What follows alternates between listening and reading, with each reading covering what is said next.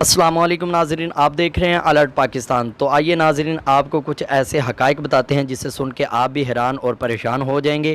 اور یہ دیکھیں، ہماری یہ اسلامی کنٹری ہے، اس میں اسلام کے مطابق ہر بندے سے برتاؤ کیا جاتا ہے۔ تو آئیے آپ کو کچھ حقائق ایسے بتاتے ہیں۔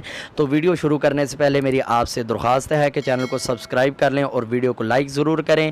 اگر ایک مسلمان، جس طرح اس نوجوان نے رنجیت سنگھ کا مجسمہ نیچے گرایا، اس کو اگر اس کے بدلے میں سزائے ملنی تھی تو یہ کہاں کا قانون ہے؟ یہ پاکستان میں اس طرح کے اور ریاست مدینہ میں اس طرح بت، اور وہ بھی اسلام کے ہوتے ہوئے، جبکہ اسلام ہمارے ملک میں نافذ ہے، اسلامی قانون ہے، تو پھر یہاں پہ کیوں اس طرح کے مجسمے؟ تو آئیے ناظرین، آپ کو بتاتے چلیں کہ جب یہ بھائی نے اس مجسمے کو گرایا تو اسے سزا ملی جیل، اس کے بدلے میں اس کو سزا ملی، جیل مل گئی۔ عثمان بزدار صاحب نے انہوں نے ٹویٹ کیا کہ رحیم یار خان میں جو مندر میں حملہ کیا گیا تھا مسلمانوں کی جانب سے، ان کو گرفتار کرنے کا بھی کہا گیا ہے۔ یہ دیکھیں ناظرین، جس طرح اس نوجوان نے جسمے کو گرایا، اس کو جیل ملی، مسلمانوں نے جا کے مندر کو توڑا، ان کو جیل ملی۔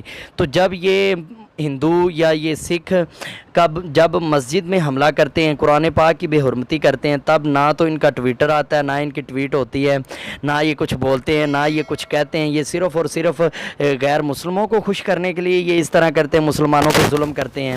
جب بھی کوئی ایسا مسلمان کام کرتے ہیں تو یہ ان کے خلاف ٹویٹ دے دیتے ہیں، ان کو گرفتاری کے وارنٹ جاری کر دیتے ہیں۔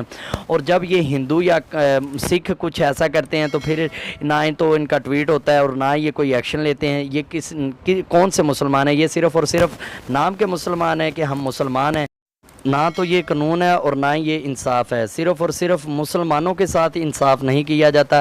جب بھی سزا ملتی ہے تو مسلمانوں کو ملتی ہے، غیر مسلموں کو ان کو عزت بھی دی جاتی ہے، ان کا ساتھ بھی دیا جاتا ہے کہ ہم آپ کے ساتھ کھڑے ہیں۔ کتنی غلط بات ہے، آپ مسلمان ہو کے غیر مسلموں کا ساتھ دیتے ہیں۔ آپ نے اللہ کو جان دینی ہے، اپنے نبی پاک کو حاضر و ناظر جان کے آپ انصاف کیا کریں۔ اگر آپ انصاف کے عہدوں پر بیٹھے ہیں تو صرف اور صرف ہماری عوام کی وجہ سے، غیر مسلموں کو یہ حق نہیں ہے کہ وہ ہمارے قرآن پاک یا مسجدوں کی بے حرمتی کریں اور یہاں پہ مجسمے بنائیں پاکستان میں۔ تو ناظرین، میں صرف آپ سے یہی ریکویسٹ کروں گا کہ آپ اپنی رائے کا اظہار ضرور کریں۔